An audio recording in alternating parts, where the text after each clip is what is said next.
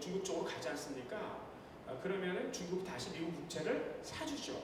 그래서 같은 달러가 다시 미국으로 돌아오는, 그렇게 계속 순환이 되는 거 아니겠습니까? 근데 어느 순간부터는 이게 중국이 미국 국채를 더 이상 사주지 않아요. 오히려 팔기 시작했죠. 이제 패권에 대한 정면 도전을 하게 되는 거죠. 그러니까 이렇게 되면 이제 문제가 생기는 겁니다. 그래서 예전에 아편 전쟁도 그러지 않았습니까? 영국 사람들이 이제 중국의 차라든가 아니면은 도자기 좋아했습니다. 그래서 그걸 막 수입했어요. 너무 많이 사다 보니까 이 영국의 파운드가 자꾸 빠져나가는 거예요. 이거 어떻게 다시 갖고 오지? 그러니까 인도가 이제 식민지였기 때문에 영국이 거기다 아편 재배해서 팔았습니다. 예, 그러니까 이제 중국인들의 상당 분들이 이제 그 아편 중독에 걸렸던 거죠. 그래서 전쟁이 발생했던 거 아니겠습니까?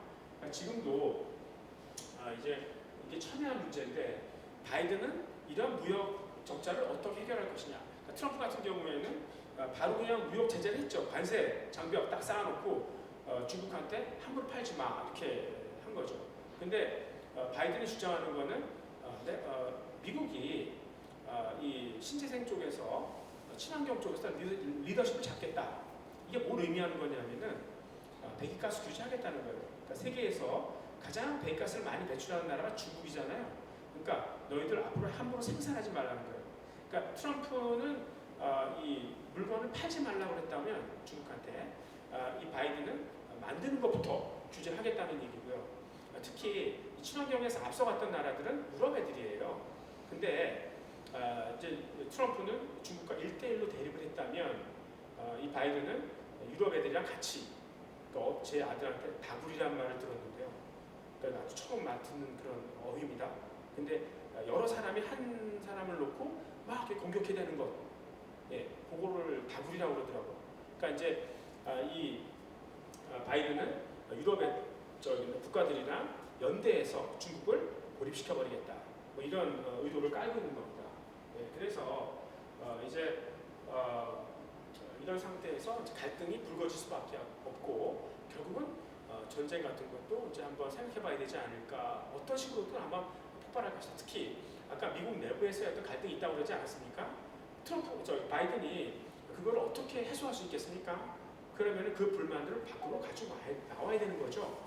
예, 그래서 이제 이 미국 국방주, 로키드 마틴이라든가 제너럴 다이내믹스 이런 데는 세계 그 1등 세계 무기를 거의 독점하다시피 하기 때문에 이런 거는 한번 사볼 만하다 이렇게 생각할 수 있겠고요. 그다음에 이제 2021년 한국 증시 정말 좋으냐? 그러니까 굉장히 그 올해를 시작하면서 우리나라 증시에 대해서 좋게 생각하는 분들이 많았어요. 예, 근데 정말 괜찮을 것이냐? 가장 설명력이 있는 거는 중국으로 자금이 넘어오면, 아시아 쪽으로 넘어오면 우리 증시는 좋습니다. 네, 근데 그거는 아까 말씀드렸다시피 코로나로 인한 어떤 원오프 이벤트라고 생각할 수 있을 것 같고요. 예, 그러니까 작년에 11월에 중국 수출 갑자기 21%씩이나 늘더라고요. 그러니까 이어로 늘더라고요. 이게 어떻게 된 거냐? 이거는 이제 다른 나라가 이 생산 이 체계가 다 무너져 버린 거죠. 비정상이죠, 코로나 때문에. 그러니까 이제 코로나에서 먼저 빠져나온 중국이 그만큼 점유율을 늘렸다 이렇게 생각하는데 이게 계속될 수는 없다라고 보는 거죠. 그러니까 한국도 마찬가지로 이런 맥락에 있습니다. 그러니까 상대적으로 그러니까 코로나를 먼저 극복할 수 있었기 때문에 이쁘게 보였다. 그러나 그게 얼마나 지속될 수 있을까 이렇게 생각해 볼 수 있겠고요. 그 다음에 하나 좋은 건 역시 취입의 수요가 이렇게 늘어날 줄 몰랐어요. 네, 그래서 지금 얼마 전에 이제 GM이나 포드 같은 경우도 자동차 생산을 중단시킬 정도로 칩이 모자라니까 칩을 갖고 있는 나라가 이제 협상력을 갖는 그런 부분은 좋습니다. 근데 전체적으로 봤을 때 특히 이제 한국이 그동안 너무 이 공매도 같은 것들을 금지하면서 너무 이제 롱 바이어스라고 그러죠. 그러니까 주식을 사는 쪽으로만 계속 유도를 했기 때문에 그 반작용, 그다음에 코로나로 인한 어떤 상대적인 이익, 뭐 이런 것들이 만약에 좀 둔화되면 오히려 더 좋지 않지 않을까, 뭐 이런 생각을 해봅니다. 끝으로는 이제 친환경이나 바이오, AI 플랫폼에 대해서 조금 말씀드리도록 하겠습니다. 그러니까 코로나가 과연 사라질 것이냐 생각하는데요. 사실 코로나는 그렇게 무서운 바이러스는 아니었었어요. 그러니까 오히려 인플루엔자, 독감이 더 무서웠죠. 그래서 독감은 백신도 개발하고 치료제도 개발하고 그랬었는데 코로나는 그냥 걸려도 죽지도 않는데 그냥 집단 면역으로 해결하자 이렇게 생각했었습니다. 근데 이번 코로나 코비드 19는 좀 이상하죠. 그러니까 무증상 감염이 있다는 거예요. 그러니까 증상이 없는데도 퍼뜨릴 수 있는 거고요.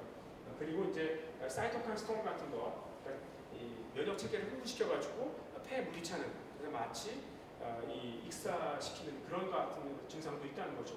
무서웠습니다. 근데 얘네들이 변종을 만들기 시작하는 거예요. 근데 그 전염력이 훨씬 더 강합니다. 그리고 보통 이제 면역 세포를 잘 회피해요. 그래서 이게 심지어는 뭐 브라질 같은 데는 집단 면역이 됐다고 생각했는데 한 60% 정도는 사람들이 항체가 생겼다고 생각했는데 거기서 다시 변종이 발생해서 이제 재입원하고 죽더라. 뭐 이런 것도 나타났습니다. 그래서 앞으로 이런 그 바이러스들이 좀 사람을 죽여버리면 숙주가 죽는 거잖아요. 자기가 있을 공간이 죽는 거니까 자기도 죽지 않습니까? 타협하는 거죠. 그러니까 이게 에이즈가 그렇지 않습니까? 그러니까 에이즈가 예전에는 거의 뭐 죽는 병으로 생각했는데 요즘은 안 그렇죠. 관리만 잘하면 삽니다. 그러니까 그 치사율이 많이 떨어진 거죠. 근데 여전히 무서운 병이죠. 뭐 그렇게 되지 않을까라고 생각하는 거죠. 그래서 그렇게 된다 그러면 코로나도 앞으로 치사율은 떨어지겠지만 굉장히 쉽게 감염될 수 있기 때문에 사람들의 생활 양식은 바뀌어야 된다. 그러니까 지금처럼 교육이 많아지는 게 아니라 완전 리모트 워크로 바뀌는 삶의 어떤 형태가 좀 바뀌는 거기에서 좀 힌트를 얻어야 되지 않을까라고 생각하고 그다음에 이제 백신의 부작용 같은 걸 생각해 볼 수 있어요. 그러니까 지금 코로나 백신의 가장 큰 특징이 뭐냐면 이 항체를 중화시킨 것뿐만 아니라 이제 그 면역 T세포를 불러오는 거죠. 그래서 메신저 RNA를 세포 속으로 집어넣어가지고 T세포를 막 불러오는 거죠. 예, 근데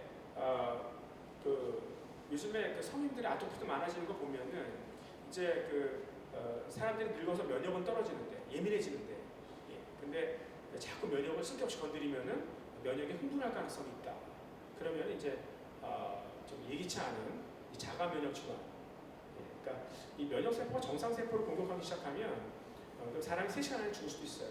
굉장히 무서운 건데 그 부작용은 아직 지금 감안하고 있지 않더라. 이런 것도 한번 생각해 볼 수가 있을 것 같고요. 그리고 워렌 버핏은 최근에 이제 은행을 팔고 바이오를 샀습니다. 파이자라든가 아스트라제네카 이런 주식을 좀 사더라고요. 그러니까 사실 바이오라는 게 워렌 버핏 스타일하고 전혀 안 맞잖아요. 근데도 사는 거 보면 이제 옛날에 워렌 버핏이 애플을 산 그때 IT를 싫어하던 워렌 버핏이 애플을 샀을 때하고 비슷한 거죠. 이제 이걸 인정하게 되는 거죠. 그러니까 그동안 사람들이 그렇게 소비 안 하고 재산을 모으면서 있던 사람들이 결국 죽기 6개월 전에 그 돈 다 쓰더라. 그러니까 결국 유일하게 쓸 수 있는 거는 자기가 아프면 죽기 싫으니까 돈을 쓴다 이거죠. 그러니까 돈은 바이오업체들이 다 번다. 뭐 이렇게 생각을 하는 거죠. 워렌 버핏도 이제 거기에 눈치를 챈 거죠. 그래서 지금 그 바이오 업체들의 하나 걱정은 뭐였었냐면은 이 미국에서 보통 약이 개발되지 않습니까? 그러면 약 가격이 꽤 비싸요. 그러니까 미국이라는 나라는 우리나라는 정부가 약가를 정하지 않습니까? 근데 미국은 그 제약회사가 그냥 결정할 수 있어요. 폭리 수할 수 있다는 얘기죠. 근데 미국 정부가 그걸 용인해요. 왜냐하면 그 폭리 중에 상당 부분은 다시 R&D로 들어와서 놀라운 신약을 개발할 수 있다. 그러니까 미국의 바이오텍에서의 엑설런스가 그대로 유지될 수 있다. 이렇게 생각하는 거죠. 그렇게 해왔는데 트럼프는 거기에 대해서 반기를 든 거죠. 그러니까 미국 약가를 깎아야 된다. 쓸데없이 미국인들이 비싼 약가를 지불하고 있다. 이렇게 얘기하고 있는데 사실 다른 나라도 그 약을 비싸게 사는 건 마찬가지예요. 다만 정부가 보조할 뿐이죠. 근데 미국이라는 나라가 보조를 안 했던 것 뿐이죠. 근데 이제 바이든은 보조하겠다 이렇게 나온 거니까 사실 우리가 이 바이오 업체들의 어떤 그 R&D 활동에 대한 부가가치는 계속될 수 있을 것이다. 이렇게 볼 수가 있겠습니다. 그래서 이제 또 바이러스 같은 경우도 출현 환경이 그대로 남아 있죠. 그래서 이제 사람이 이 면역력이 늙어서 떨어지고, 그 다음에 이제 대도시화로 인해서 야생동물이 갈 데가 별로 없어요. 그러니까 자꾸 인간과 마주치게 되는 거죠. 네, 그러니까 그러다 보면 이제 뭐 옛날에 원래 동물의 바이러스가 인간한테 안 넘어오지 않습니까? 근데 이제 면역이 약한 사람한테는 아다리가 되는 거죠. 그래서 탁 한 사람이 잘못 걸리게 되면, 그러니까 돌연변이 만들어서 뜩 들어오면 이제 그 사람이 퍼뜨리게 되는, 그러니까 그런 일들이 앞으로도 계속 늘어날 수 있다. 그래서 이 바이오라는 거는 앞으로도 굉장히 관심이 많고 커다란 성장 산업이다 이렇게 볼 수 있겠습니다. 그다음에 이제 친환경 같은 경우에는 정책적으로 아까 바이든이 친환경을 민다고 말씀을 드렸었고요. 그러니까 그동안은 사실 우리가 지난 100년 동안 무분별한 성장을 했다고 볼 수 있는 거죠. 그러니까 내가 저기를 갈 때 굳이 이 1톤짜리 쇳덩이를 거기다 불을 질러가면서 달려야 되나, 꼭 굳이 그렇게 갈 필요가 있겠나, 뭐 이런 생각도 하는 거고요. 근데 이제 앞으로는 그런 고성장이 정당화가 안 되니까 이제는 좀 지속성에 좀 관심을 두자, 그러니까 서스테너빌리티에 대해서 신경을 쓰자. 그래서 이제 ESG라는 거를 많이 생각하죠. 그래서 Environment, Social, 그다음에 그 Governance. 그래서 꽤 이제 지속적으로 이 사회가 지탱할 수 있는 그런 쪽으로, 그러니까 펀드도 만들어지지 않습니까? 그러니까 여기 아마 세제 혜택도 있을 거예요. 그러니까 수익률이 이렇게 낮은 상태에서는 세제 혜택이 크죠. 그러니까